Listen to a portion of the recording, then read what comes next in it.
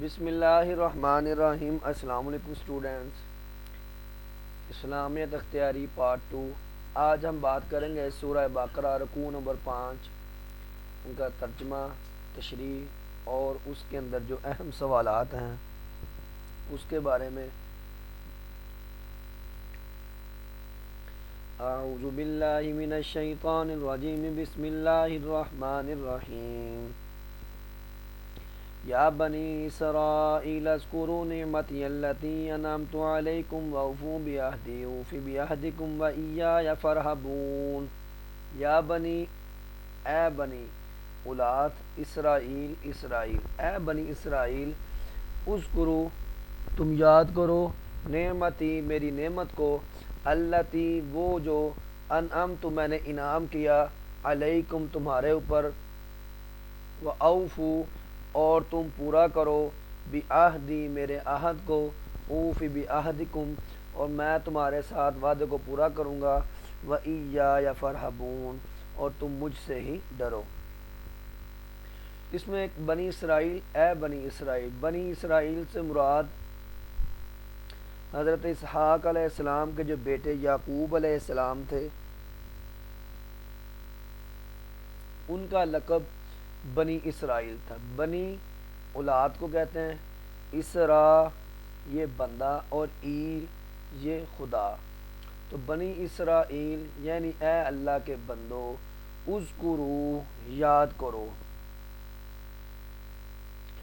یاد کرو، نعمتی، میری نعمت کو، وہ نعمت جو میں نے تمہارے اوپر کی۔ تو بنی اسرائیل یہ ان کو یہودی بھی کہتے ہیں، اور وہی سلسلہ چلتا چلتا ابراہیم علیہ السلام سے بیٹا ہے ان کے اسحاق کے بعد یعقوب علیہ السلام کے بعد یوسف علیہ السلام، اور چلتے چلتے اسحاق علیہ السلام سے نسل چلی تھی، یعقوب علیہ السلام سے جو نسل چلی، ان کے اندر 4000 انبیاء آئے، اور دوسرا حضرت اسماعیل علیہ السلام سے جو نسل چلی تھی وہ حجاز مقدس میں جناب نبی علیہ السلام اس میں آئے۔ اللہ تعالیٰ نے ان سے وعدہ کیا تھا کہ تمہاری ہدایت کے لیے گاہے بگاہے تمہارے اندر نبی آتے رہیں گے، اسی لیے اللہ تعالیٰ نے بنی اسرائیل کے اندر 4000 انبیاء بیک وقت کسی شہر، بستی، علاقہ، علیحدہ نبی بھیجے، اور آپ علیہ السلام کو پوری کائنات کا نبی بنا کر بھیجا۔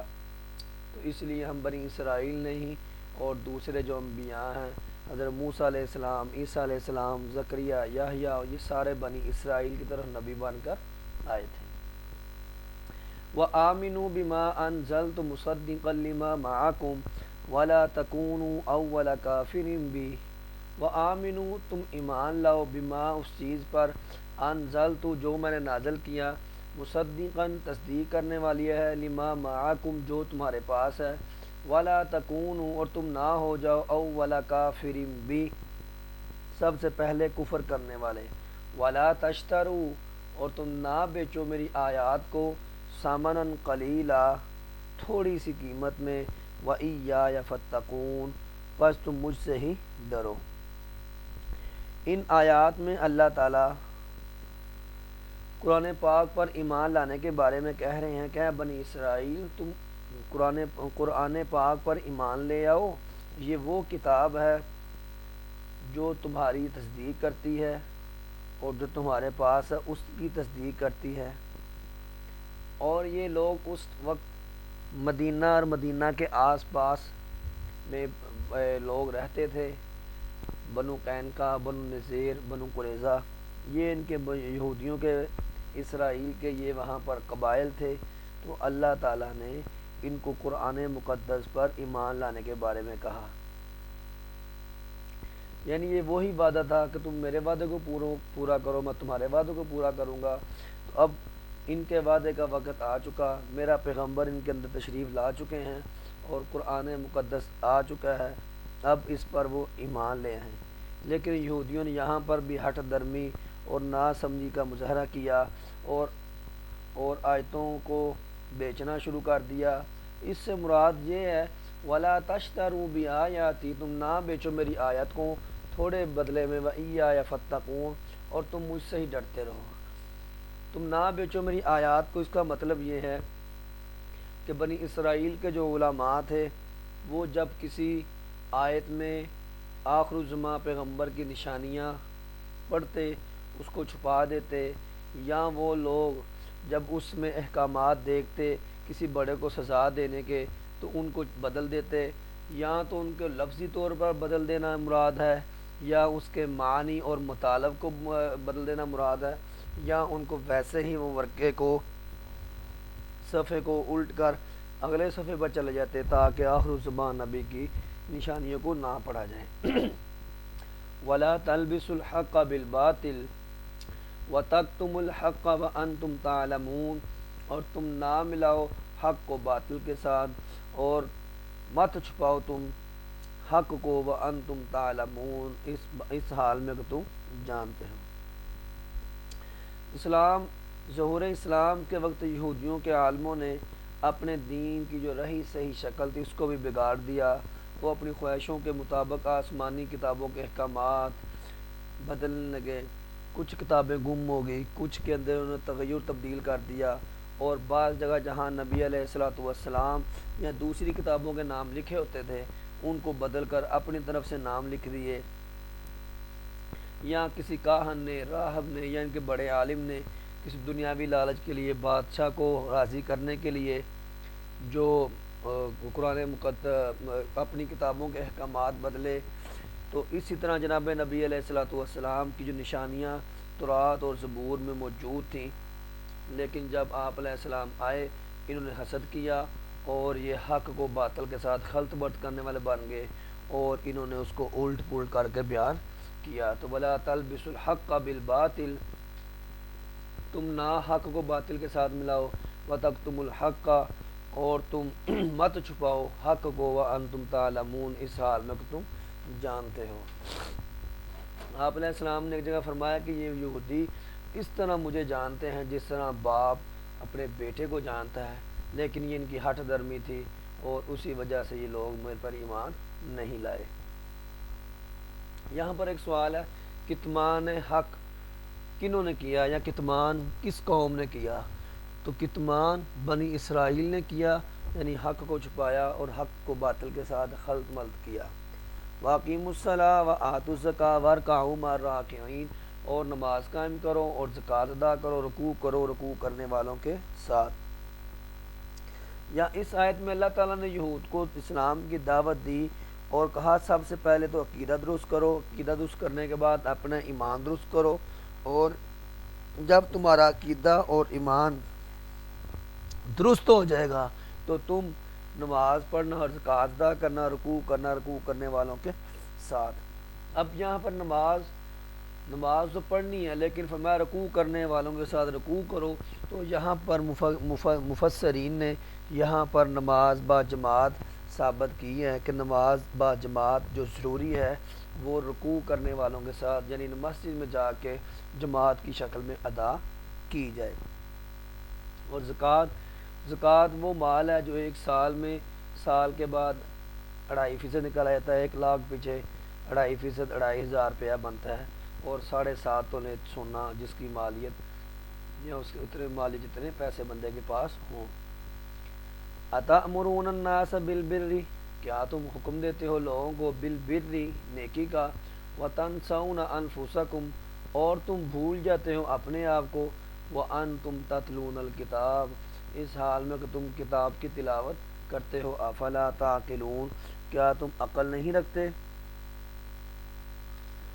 تو اس آیت میں یہ بیان کیا گیا جب کسی قوم کے اندر تباہی بربادی آ جاتی ہے تو وہ قوم کیا کرتی ہے؟ وہ قوم لوگوں کو تو کہتی ہے کہ یہ کام کرو، اپنی عادات، اپنے طور طریقے، ایمانداری، صداقت، عدل، روزے، نماز یہ کرو، لیکن خود اس پر عمل نہیں کرتے۔ واعظ و نصیحت تو کرتے ہیں لیکن خود اس پر عمل نہیں کرتے۔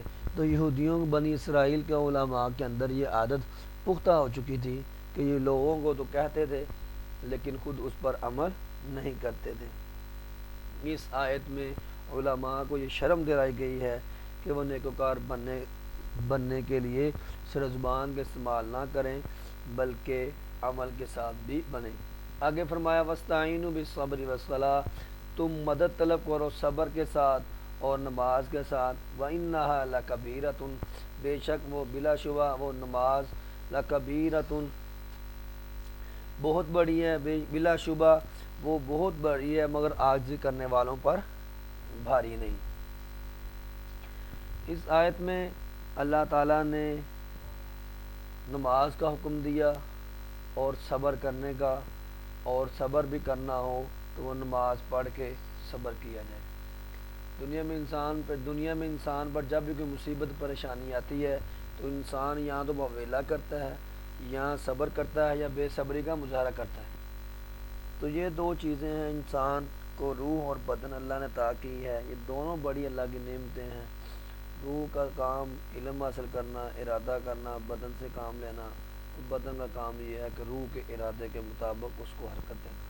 تو نماز روحانی عبادت ہے اور جسمانی نعمتوں کا شکریہ ادا کرتی ہے۔ الذین یظنون، وہ لوگ یظنون یقین رکھتے ہیں، گمان رکھتے ہیں، انہم بے شک وہ ملاقات کرنے والے ہیں، ربہم اپنے رب سے، وانہم الیہ راجعون بے شک اسی کی طرف رجوع لوٹ کر جانے والے ہیں۔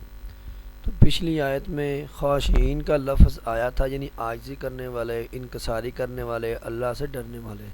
تو اس آیت میں اس کی تفسیر بیان کی کہ الذین یظنون انہم ملاقو ربہم وانہم الیہ راجعون، خاشعین لوگ، عاجزی کرنے والے، انکساری کرنے والے کون سے لوگ ہیں؟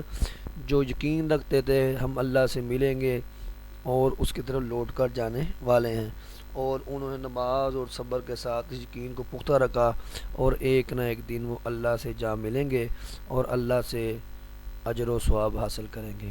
تو آج کی ویڈیو میں ہم نے ترجمہ و تشریح پڑھی، اس کے جو کچھ چند سوالات بنتے ہیں اس کو ہم دیکھتے ہیں کہ ایک تو یہ کہ بنی اسرائیل سے کون لوگ مراد ہیں؟ بنی اسرائیل سے مراد یعقوب علیہ السلام کی اولاد ہے، ان کو بنی اسرائیل کہا جاتا ہے۔ آج کل بنی اسرائیل کے لوگ موجود ہیں، آج کل بنی اسرائیل کے لوگ جو دنیا میں اس ٹائم اسرائیل ملک ہے وہاں پر اس کثرت سے لوگ موجود ہیں۔ تو کتمان حق ان لوگوں نے کیا، کتمان حق بنی اسرائیل نے کیا۔ بنی اسرائیل کے کتنے قبیلے تھے؟ بنی اسرائیل کے 12 قبیلے تھے۔ تو آج کی ویڈیو میں اتنا ہی، ملیں گے نیکسٹ ویڈیو میں۔ اللہ حافظ۔